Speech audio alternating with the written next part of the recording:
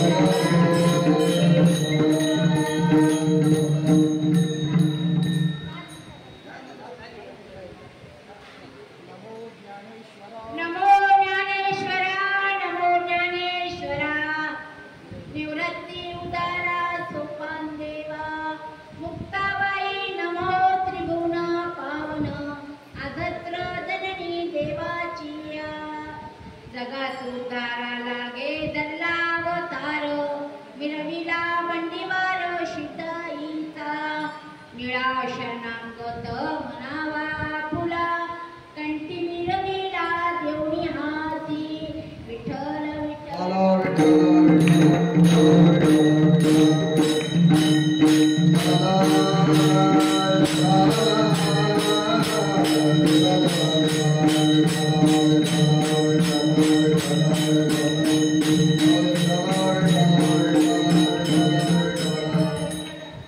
आपल्याला आता कीर्तन सुरू करायच्या आधी आपल्याला कसा पर्याय देण्याची गरज आहे.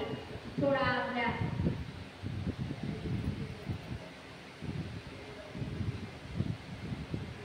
आजच्या कार्यक्रमाचे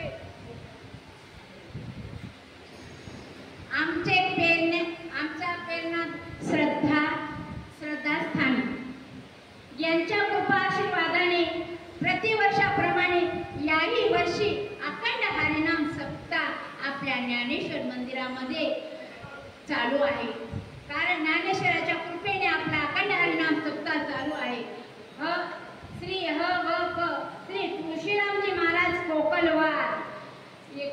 कोकलवार आणि श्री राजाराम महाराज गुंडेवार, श्री गंगाधर महाराज जल्देवार. आमचे जल्देवार महाराज तर हरिपाठाला किती थकले तरी हरिपाठाला हजर, पोथीला हजर असे ते जल्देवार महाराज आहेत बाबा. श्री नारायण महाराज गरुडकर व श्री वैकुंठी श्री मारुती महाराज गुंडाळे वैकुंठ श्री कृष्णाबाई माडेवार यांच्या प्रेरणाने प्रतिवर्षाप्रमाणे आपला सप्ताह चालू आणि आमच्या कार्यक्रमाचे अध्यक्ष व उपाध्यक्ष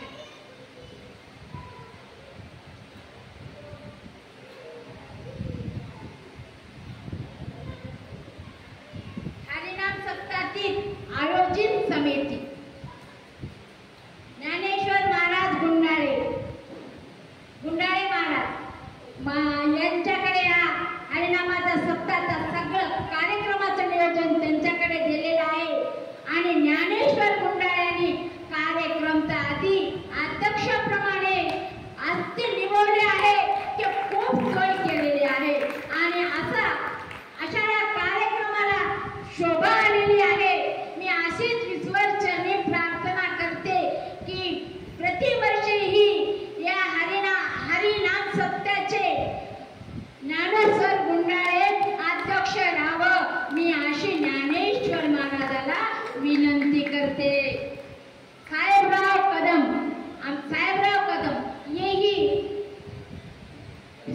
कदम येही यांची सेवा मंदिरात भरपूर चालू आहे.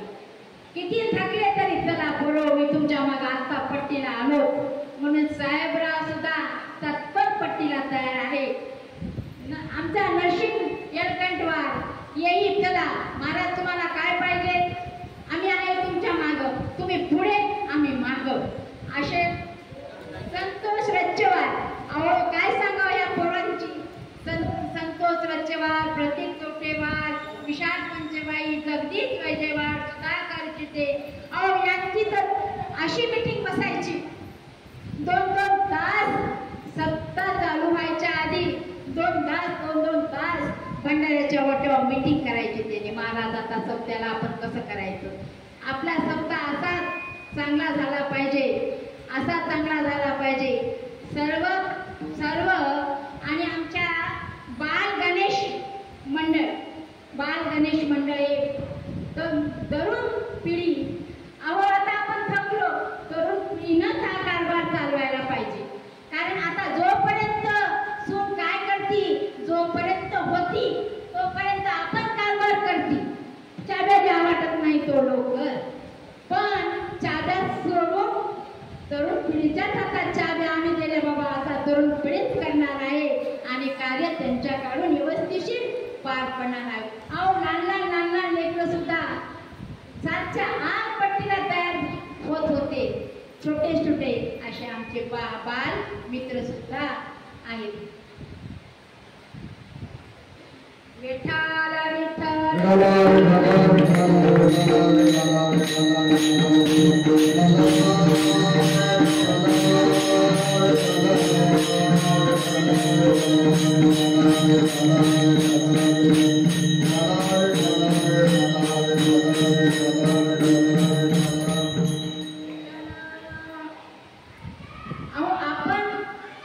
आपण हरिपाठामध्ये टाळ वाजवतो,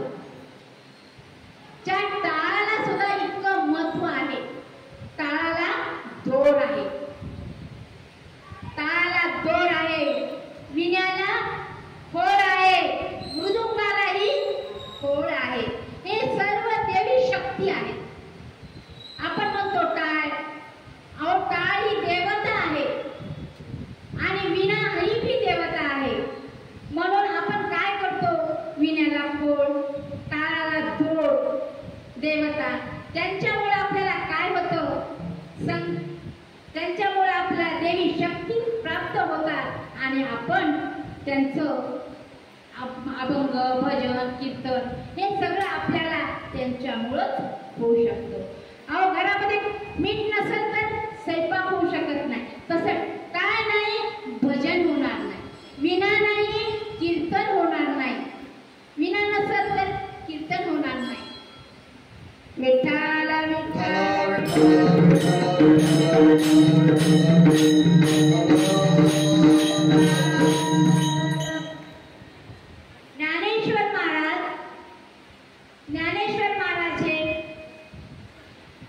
ज्ञानेश्वर महाराजांना नमो ज्ञानेश्वरा, नमो ज्ञानेश्वरा, नमो ज्ञानेश्वरा, नमो ज्ञानेश्वरा. ज्ञानेश्वर महाराजांना एकनाथ महाराज म्हणतात. ज्ञानेश्वर महाराजांचा अधिकारच फार मोठा आहे. ज्ञानेश्वर महाराजांचा अधिकार मोठा असल्यामुळं ज्ञानेश्वर महाराजांना मी नमस्कार करतो. नमो ज्ञानेश्वरा, नमो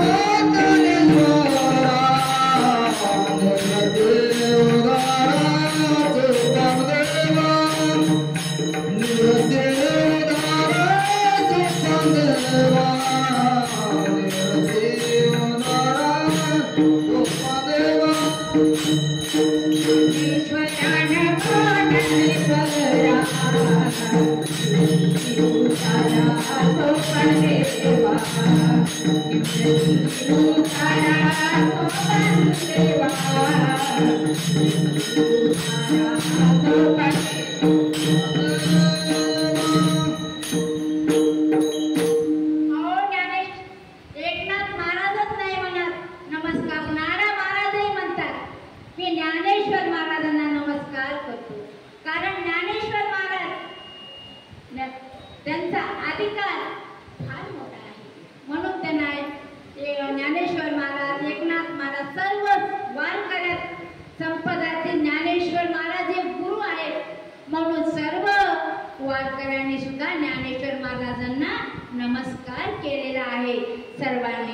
अहो, नमस्कारामध्ये काय सिद्ध होतं आपल्याला?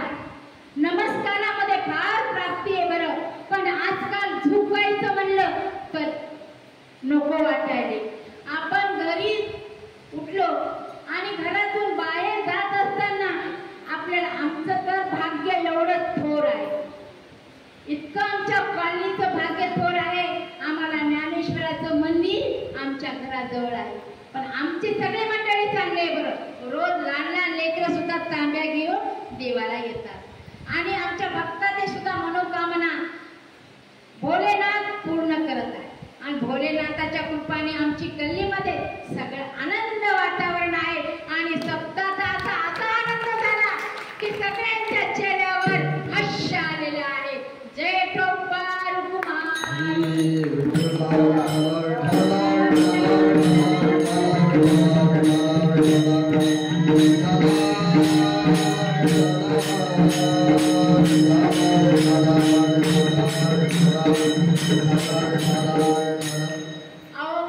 एक दंडवत स्वामी, तर दंडवत स्वामी रस्त्यानं जात असताना जे कोणी लहान दिसल, मोठं दिसल, छोटं दिसल, कोणी दिसल, ते दंडवत स्वामी प्रत्येकाला नमस्कार करायचे.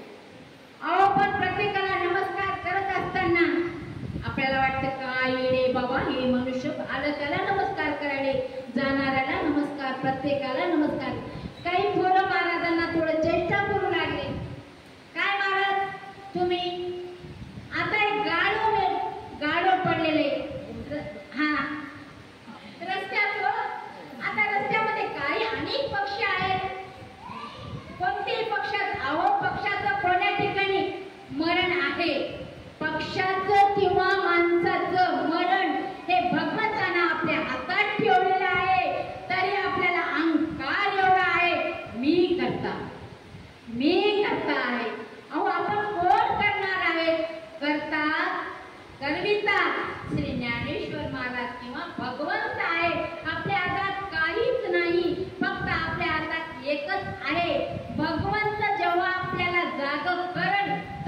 उठायचं आणि भगवंताच्या दर्शनाला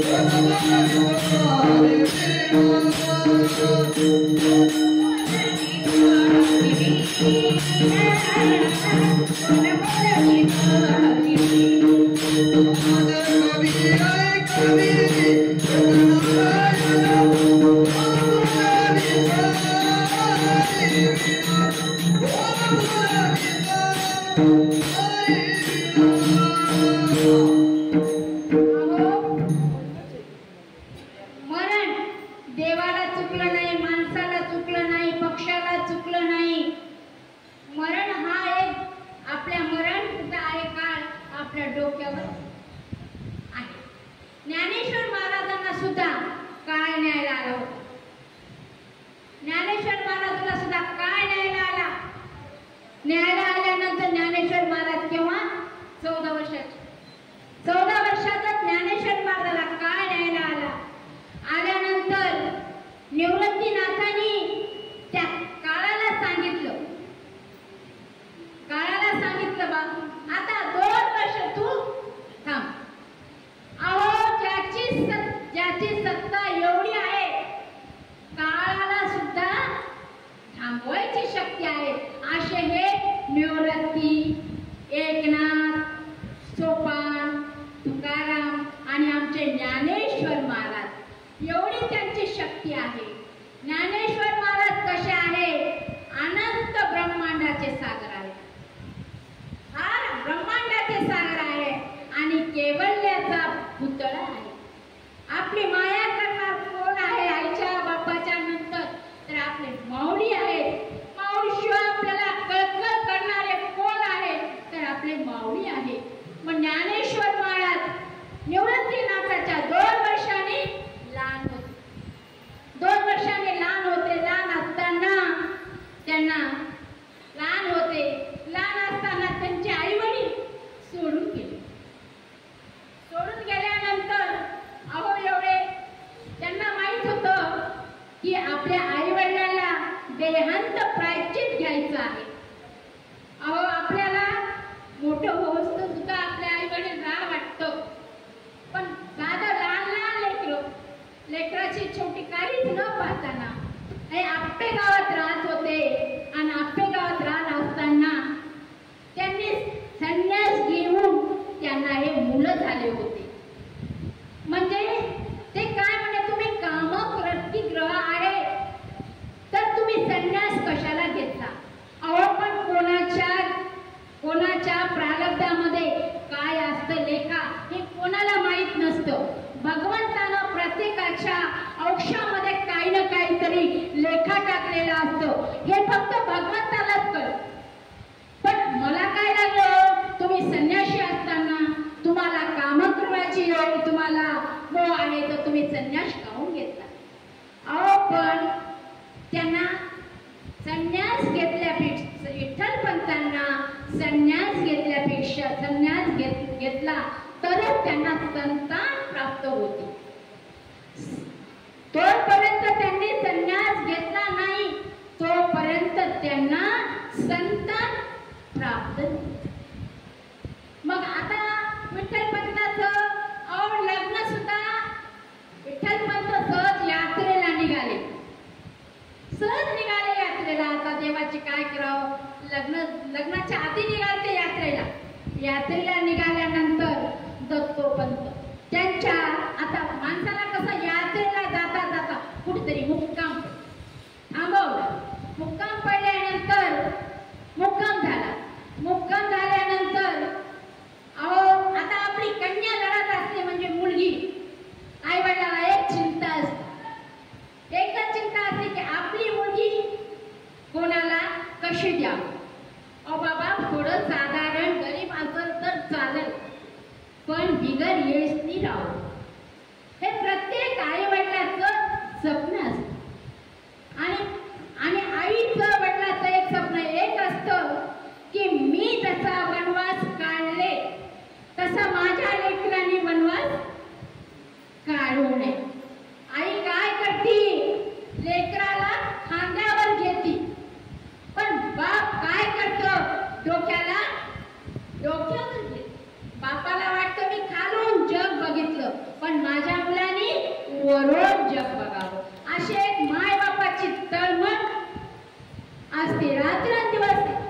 अहो, मुलं असलं तरी चिंता आहे, मुलगी असलं तरी चिंता आहे, पण चिंता करायची काम नाही. नको भेद करू कोणत्या गोष्टीचा, पती लक्ष्मीचा जाणत असे. अहो, सगळं चिंता भगवंत करणार आहे, पण उगा रात्रंदिवस चिंता. अहो बाई, माझ्या मुलीचं लग्न झालंच नाही. मला रोज फोन यायले तो आमच्या गावाकडून. अहो बाई, तुम्ही सांगितलं होतं आणि प्रत्येक गोष्टी तुमची खरी झाली बघा, प्रत्येक गोष्ट खरं झाली बघा, पण आता माझ्या मुलीचं लग्न जमलं. अहो, लग्न हे योगायोगाच्या गोष्टी असतात.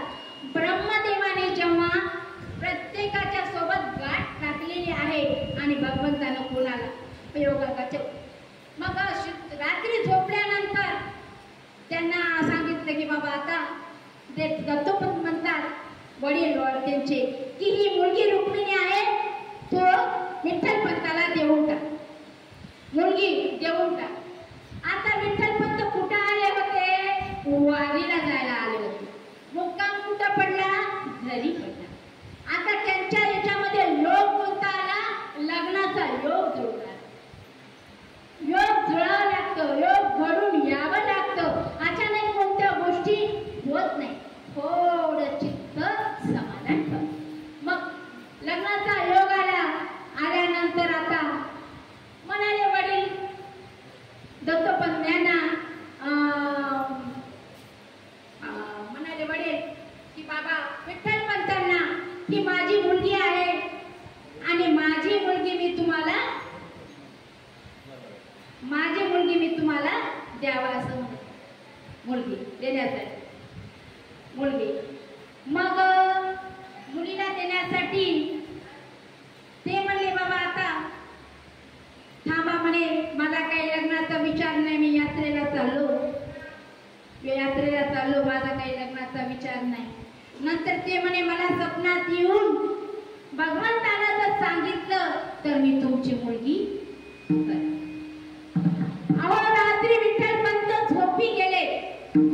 झोपी गेल्यानंतर त्यांना स्वप्न पडले आणि म्हणले रुक्मिणी तुला देऊ. असं लग्नाचा योग घेऊन आला आणि देवानी त्यांचं लग्न लावलं. अहो, लग्न लावणं आपल्या हातात नाही, लेकरं होणं आपल्या हातात नाही. आणि मग ते म्हणे तुम्ही संन्याशाचे असताना तुम्ही कशाला हे केलं? लग्न केलं. संन्यास घेऊन लेकरं झाल्यामुळे त्यांना वाईट टाकल्यानंतर त्यांना संन्यास, आता त्यांना देहांत प्रायश्चित घ्यायला जायचं होतं. देहांत प्रायश्चित घेणं म्हणजे आता आपल्याला घर सोडून कोणाला जा वाटत नाही. ज्ञानेश्वर तिथं निवृत्ती दादाचे मोठे, त्यांना सांगितलं आईनी बाबा म्हणे मुक्ताबाई कशी आहे? लहान आहे. मुक्ताबाई लहान आहे, या मुक्ताबाईचा सांभाळ आणि मुक्ताला कुठं बाहेर जाऊ देऊ नको, कारण बाहेर गेल्यानंतर वळण वाईट लागतं की आपल्याकडे ज्ञानपाठ एक आपण ते चंपूल खेळतो की नाही, चंपूल त्याला ज्ञानपाठ आणि निवृत्ती पाठ आहे, हे घेऊन तुम्ही मुक्ताबाईला घरात बसा खेळत. मग सांगितलं आणि आईचे पाय असे जड झाले. तेव्हा तितक्यात विठ्ठल पंताने आवाज दिल्यानंतर म्हणल्या चल झालं की नाही? आता बाई दोन्हीकडे अडकते, एक तर लेकरात आणि एक तर नवऱ्याचं मन बोलता येईना, लेकराला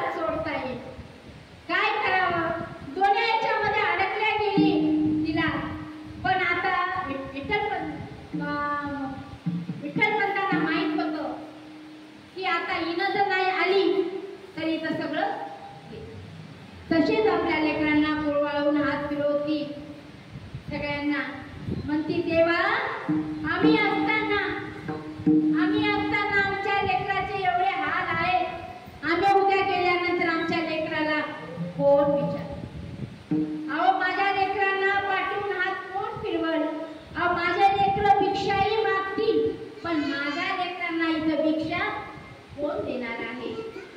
कोण देणार आहे? आता माझ्या लेकराला कोणाचा आधार नाही रे नारायण. आपल्याला सहज जायचं असेल भाजीपाला आणायला तर आपण शेजारणीला सांगून जातो, बाई मी थोडं बाजारला चालले ग आणि माझी मुलगी आहे, लक्ष ठेव मुलीकडे. यांना तर सगळं सोडून जायचं होतं, लेकरा बाळांना सोडून जायचं होतं, देहांत प्रायश्चित करायचं होतं. विठ्ठल पंत आणि रुक्मिणी माता यांना द्या. मग गेल्यानंतर आता तेव्हा म्हणजे आकाश किंवा पाताळ याच्याशिवाय माझ्या लेकराला कोणाचा आधार नाही.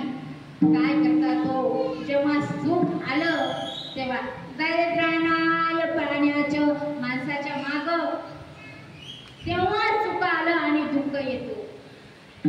असं पाठून पाठ ज्ञानेश्वर महाराजांना सुद्धा ज्ञानेश्वर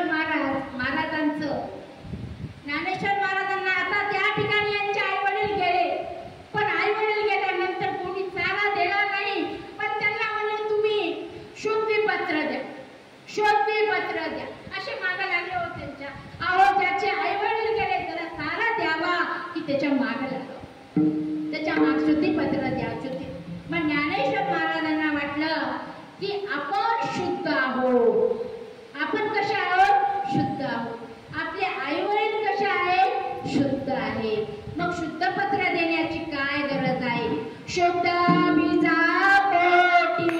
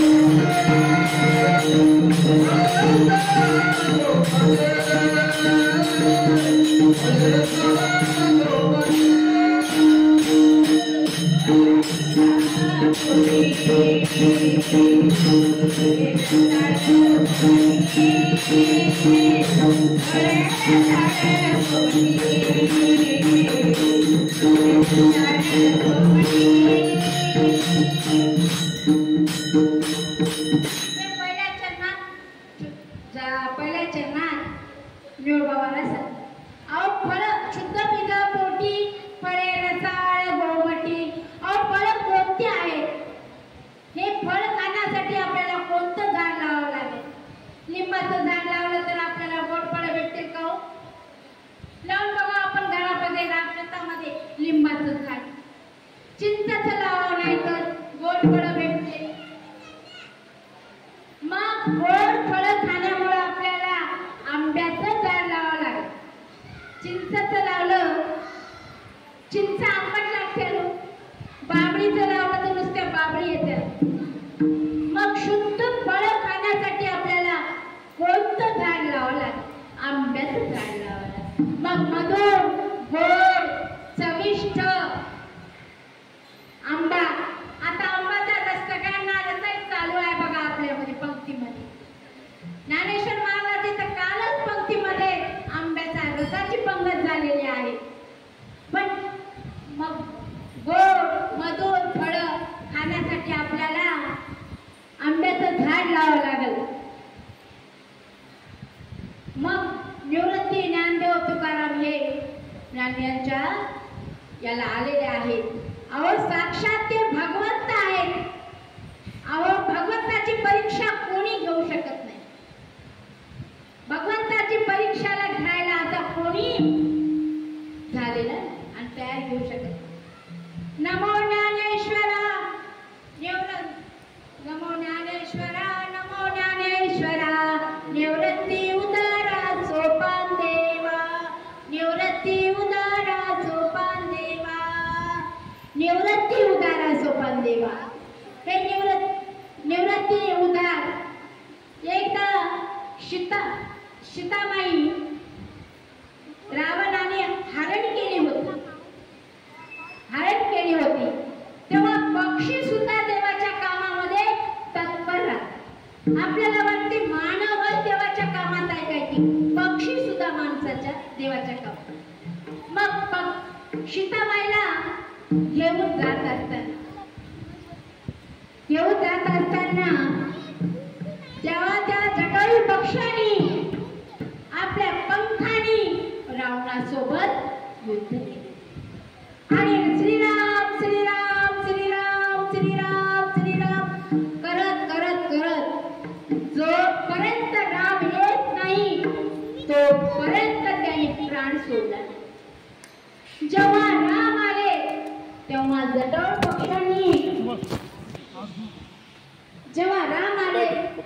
जटायू पक्षांनी त्यांना आपल्या मांडीवर घेतलं आणि जटायू पक्षांनी प्राण सोडला.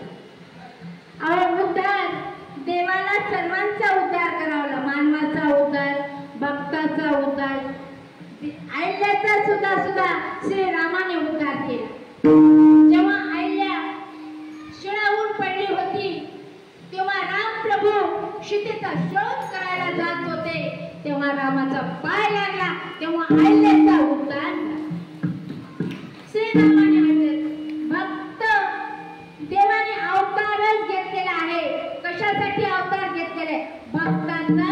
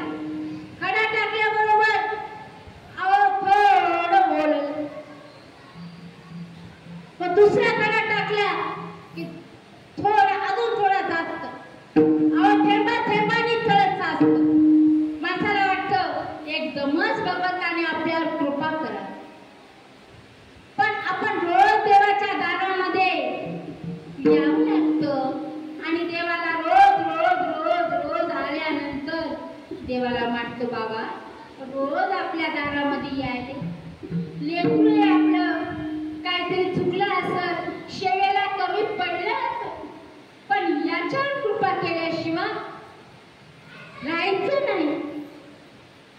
जेव्हा भगवंताला लवकर कळवळ आहे भगवंत बिगर अपेक्षाने आई कळवळ्याने लेकराची काम, तर दुसरा खडा टाकला आणि तिसरा टाकला. बापरे, त्या ओढ्याला तर पाणी असं ओढून आलं, तुंबरून आलं ओढा, आणि त्या ओढ्याला पाणी असं लागलं गोड गोड, थंड, शीतळ आणि स्वार्शिक पाणी. असा एक मुक्ताबाईचा चमत्कार. मुक्ताबाई ही फार शक्ती होती, लहान होती, पण आदिमाया शक्ती होती. तिने देव ब्रह्म देवाचे ठसे, परब्रह्माचे ठसे. तिने देव ब्रह्मा विष्णू महेश हे तिने देवाचे ठसे. ही आदिमाया शक्ती की तिने देवाची माता झाली. आता मुक्ताबाई, अहो हा तर एक चमत्कार. तितक्यात निवृत्ती दादा म्हणते, मुक्ता मुक्ता काय दादा? मुक्ताबाई एवढी लहान होती, पण भावाला भूक लागली म्हणलं तर लवकर स्वयंपाक, छोट्या छोट्या हाताने पीठ मळत होती आणि छोट्या छोट्या हाताने स्वयंपाक करून मुक्ताबाई भावाला लवकर घेऊन आली. कधी नाही म्हणत नव्हती, मला कंटाळा आला म्हणत नव्हती. आणि ती छोटी मुक्ताबाई तिने भावाची लाडकी होती, तिने भावाची लाडकी होती. मग आता हे निवृत्ती म्हणजे दादा म्हणले, मुक्ताबाई आणि मला मांडे खा वाटायले, जरी मला आता मांडे खा वाटायले. मुक्ताबाई म्हणली, दादा मांड्याला खापर लागतं, खापराशिवाय मांडे कसे होते दादा? बरं म्हणे, मी कुंभाराच्या आळीमध्ये जाते आणि मांड्याला खापर घेऊन. मुक्ताबाई गेली हो. अहो पण काय असतं, गरिबी कोणाला येऊ नये हो, आणि त्याचे आई वडील कधी लवकर जाऊ नये, आणि गरिबी कोणाला येऊ नये. त्याचे आई वडील गेले, त्यालाच काय कष्ट आहे त्यालाच माहित राहतं. गरिबीमध्ये काय हाल काढतो त्यालाच माहित असतं, गरिबी येऊ नये. मग तो कुंभाराच्या आळीमध्ये गेल्यानंतर आता तिला खापर द्यायचं म्हणजे वाटेतच मुक्ताबाईला जात असताना विठोबा काठी भेटले. त्यांचं सावकार होते, देण्या घेण्या करत होते. चाटी भेटले. का ग मुक्ता म्हणे, कुठं चालली? नाही म्हणे काका. अहो किती प्रेमानं बोललं ते लेकरू, त्यांचं काम जवळ घ्यायचं होतं. पण का मुक्ता? नाही म्हणे, माझ्या निवृत्ती दादांना मांडे खायचे होते म्हणून मी खापराला रांजणी म्हणतात. बरं, अजून दुसरं एक नाव रांजणी आहे खापराला. म्हणे मी आणायसाठी चालला. कुठे का म्हणे, तुझ्या हातात म्हणे खापर आहे का म्हणे. दादाने आणलं म्हणे. ते खापर घेतलं आणि खाली टाकलं आणि पायाने चुरवून टाकलं. तुकडे तुकडे तुकडे केले आणि छोटीशी मुक्ताबाई रडल्यानंतर ज्ञानेश्वर महाराज भिक्षा मागायला गेले होते. अहो संन्याशाचे लेकरं, संन्याशाचे पोरं म्हणून आज त्या माऊलीला एवढा त्रास दिला, त्यांना पोटभर अन्न खाऊ दिलं नाही. आता आळंदीला आपण पंढरपूरच्या आळंदीला जाता असताना किती अन्न नाचवायचे, कोणाच्या जीवावर खायले. आज एवढी पंगत कोणाच्या जीवावर आहे? माऊलीच्या जीवावर एवढं जग जगायला आणि सगळ्या जगाला काही कमी पडू दे नाही, पण त्या देवाला खाऊ दिलं नाही. विठ्ठल बाबा म्हणले, खापर घेतलं, चुरगाळून टाकलं पायामध्ये. विशोबा काका तुम्ही चुरगाळून टाकलं तर टाकलं, विशोबा काका तुम्ही चुरगाळून टाकलं तर टाकलं. मी पुन्हा जाते आणि खापर आणून मी पुन्हा माझ्या दादाला मांडे करून खाऊ घाल.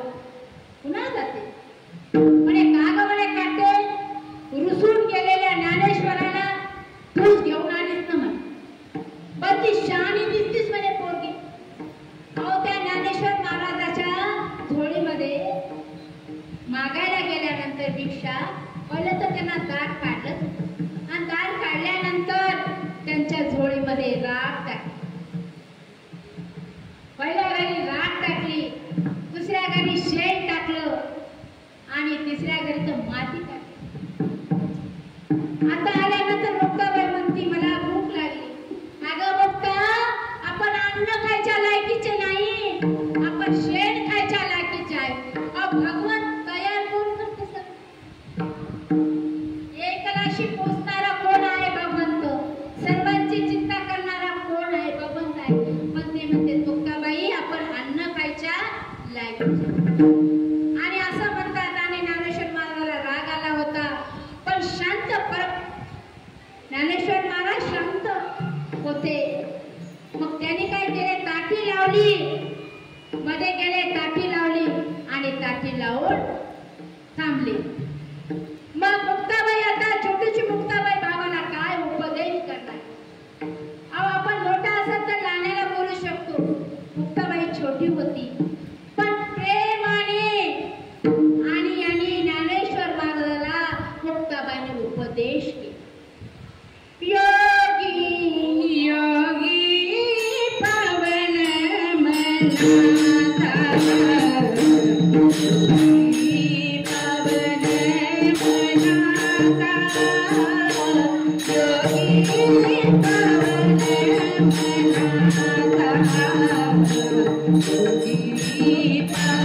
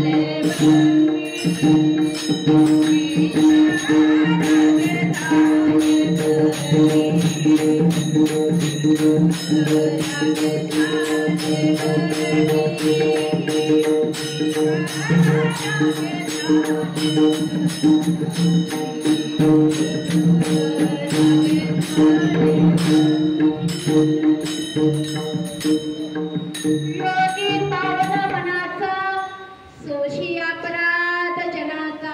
अहो जनामध्ये आहे, निंदा केल्याशिवाय कोणी बरं म्हणत. अहो निंदा करणारे राहो जवळ राहो, सदोतीत निंदा करणारे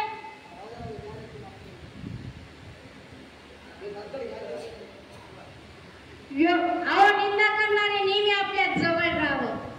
कारण निंदा केल्याने काय होतं? जे पाप पुण्य केलेलं आपलं जे आपल्या याने मागा आपल्याच्याने काही कोणाची चूक झाली असेल, काही हे झालं असेल तर आपलं सगळं निघून जातं आणि पुण्य आपल्या पदरात पडतं. म्हणून निंदा करणारे आपल्या शेजारी राहावं जवळ. मला तर फार आवडतं बघा. मी तर भगवंताला एवढी इच्छा करते, भगवंता मला कोणी जगामध्ये चांगलं म्हणू नको, सगळ्यांनी म्हणा बामणीबाई वाईट वाईट वाईट वाईट म्हणावं. आणि मला एकच ध्यास लागावं की तुझ्या जवळ तुझ्या दर्शनाचा आणि माझ्या डोळ्यामध्ये तुझी मूर्ती माझ्या डोळ्यात. मला याच्याशिवाय काय ते महाराज सुद्धा ज्ञानेश्वरीचा एवढा सप्ताह होता आणि एवढा अखंड पारायण करून त्यांना असं भगवंताला असं नेलं की लोण्यामध्ये केस काढून न्यावं असं नेलं. अहो मग आपल्याला काय चिंता आहे? भगवंत आपल्या पाठीशी उभा आहे. आणि आता मुलगा बापाच्या वर सेवा करत आहे. आता मला काही चिंता नाही. अहो ती चिंता माझी वाढलेली आहे भगवंता. मग काय मांड्याचं आता चाललंय इकडे नको भगवंता, इकडे येऊ दे मला. मग मुक्ताबाई म्हणती देवा मांडे आता मला. अगं मुक्ता तू काळजी करू नको, तू काळजी करू नको. तू काय कर, माझ्या पाठीवर मांडे घाल. पाठीवर मांडली. मग ज्ञानेश्वर महाराजाच्या पाठीवर मुक्ताबाईनं मांडी घातली आणि मुक्ताबाईनं मांडी घातल्यानंतर असा श्वास जाऊ लागला, असा श्वास त्या मांड्याचा जाऊ लागला, त्या विश्वबा काकाच्या नाकाचा जाऊन बसला बघा. आता सुद्धा पुरणपोळीचा स्वयंपाक केला तर सगळ्याच्या घराघरे वास येते आणि आपण म्हणतो देवाला नैवेद्य दाखवायचा, देवाला नैवेद्य दाखवायचा. अहो देव कशानेच खुश होतो? अहो आपण शुद्ध मनाने शुद्ध अंतःकरणाने देवाला जर नैवेद्य पाणी फिरवलं, वासाचा भक्त भुकेला आहे. भगवंत फक्त वासाचा भुकेला आहे. तो खाल्ला असता तर आपण त्याला वासाचा मग मांड्याचा एवढा वास केला. विशोबा काकाच्या नाकातच गेला वास ते बसला. मग मुक्ताबाई आता पुन्हा म्हणतात विशोबा काकाने तिला मारलं होतं. मारल्यानंतर मुक्ताबाईला जेव्हा रडू आलं, कोसळलं, तेव्हा ज्ञानेश्वर महाराज भिक्षा मागायला गेले होते. तेव्हा ज्ञानेश्वर महाराजांनी आपल्या बहिणीला पाहिलं. और नातं फार वाईट आहे. आपली बहीण रडलेली कोणाला आवडत नाही. भाऊ एकच पाहतो माझी बहीण कशी सुखात राहील, माझी बहीण कशी सुखात राहायची. ज्ञानेश्वर महाराजांनी पाहिलं की मुक्ताबाई रडत आहे. कागा मुक्ता म्हणे, तू का रडतीस? कागा मुक्ता तू का रडायलेस? काय ना म्हणे दादा, वाटे विसोबासाठी भेटले आणि विसोबासाठी भेटले आणि कागा काटे कुठं चालली म्हणून विचारले आणि तडकन माझ्या गालात मारली. अहो लोकांच्या लेकराला मारायला काय लागले? त्याच्या हाताला काय बसले? ते पटकन मारतात. स्वतःच्या लेकराला मारून पाहिलं तर पाहावं. तेव्हा आपल्याला आपण एक करा, आपल्या लेकरू ते दुसऱ्याचं लेकरू सारखं समजा.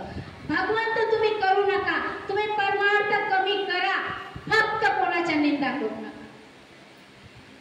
कोणाची निंदा करू नका. तुम्ही परमार्थ केला तेवढा तुमचा पाण्यात आणि लोकांचं लेकरू आपल्या लेकरासारखं पा. बाकी भगवंताला काही लागत नाही हो. भगवंत असा आहे, अनंत हाताला देणार आहे. म्हणे माझ्या मुक्ताला कोणी गमानले, माझ्या मुक्ताला कोणी गमानले, डोळे नाम्याचे पाण्यानं भरले, डोळे नाम्याचे पाण्यानं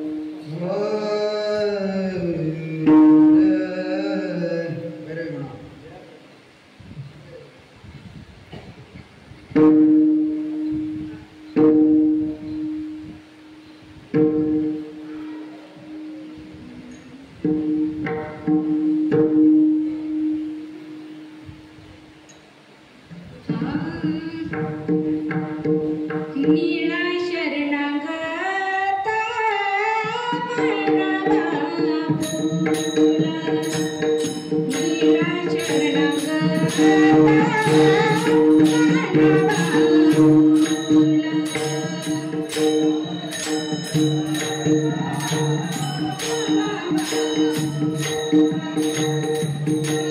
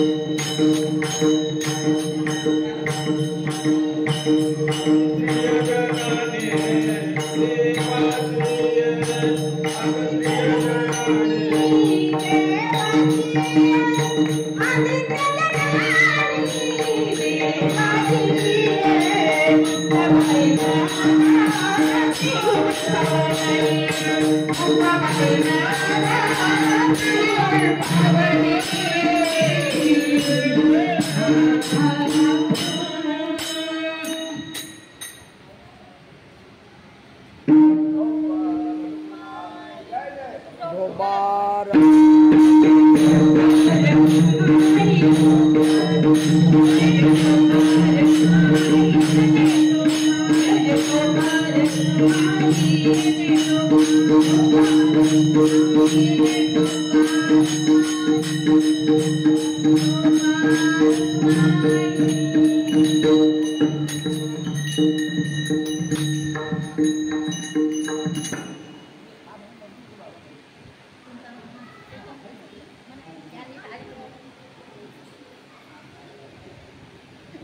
आपण सर्वजण मंडळी उभे राहा. हरी आगमनताई साधू मागे येणार नाही.